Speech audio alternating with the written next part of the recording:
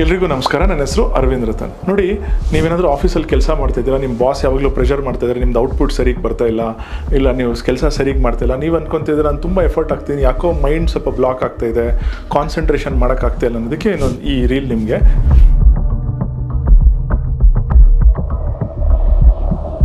ನೋಡಿ, ನಾವೇನು ಹೇಳ್ತೀವಿ ಅಂತಂದರೆ, ನಾವು ಯಾವಾಗಾದರೂ ನಾರ್ತ್ ಕಡೆ ಫೇಸ್ ಮಾಡಿದ್ರೆ ನಮ್ಮ ಬ್ರೈನ್ 100% ವರ್ಕ್ ಆಗುತ್ತೆ. ನಾವು ಈಸ್ಟ್ ಕಡೆ ಫೇಸ್ ಮಾಡಿದ್ರೆ ನಮ್ಮ ಬ್ರೈನ್ 80% ವರ್ಕ್ ಆಗುತ್ತೆ.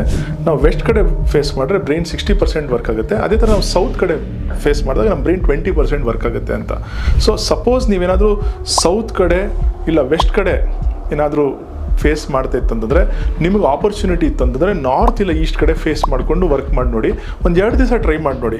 ನಿಮಗೆ ಚೇಂಜಸ್ ಆದರೆ ಡೆಫಿನೆಟ್ಲಿ ಅದನ್ನು ಅಡಾಪ್ಟ್ ಮಾಡ್ಕೊಳ್ಳಿ.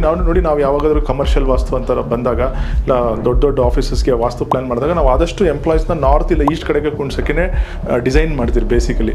ಸೊ ಕೆಲವೊಂದ್ಸಲ ಏನಾಗುತ್ತೆ, ಸೌತ್ ಮತ್ತು ವೆಸ್ಟ್ ಕಡೆ ಬರುತ್ತೆ. ಅಕಸ್ಮಾತ್ ಇಲ್ಲ ನಿಮ್ಮ ಹತ್ರ ವರ್ಕ್ ಡೆಸ್ಕ್ ಇದೆ, ಸ್ವಲ್ಪ ಚೇಂಜ್ ಮಾಡ್ಬೋದು. ನೋಡಿ, ಏನಿಲ್ಲ, ನಿಮ್ಮ ಮೊಬೈಲ್ ಕಾಂಪಸ್ ತೊಗೊಳ್ಳಿ. 0 ಡಿಗ್ರಿ ಅಂದರೆ ನಾರ್ತು, 90 ಡಿಗ್ರಿ ಅಂದರೆ is to.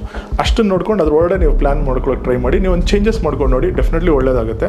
All the very best.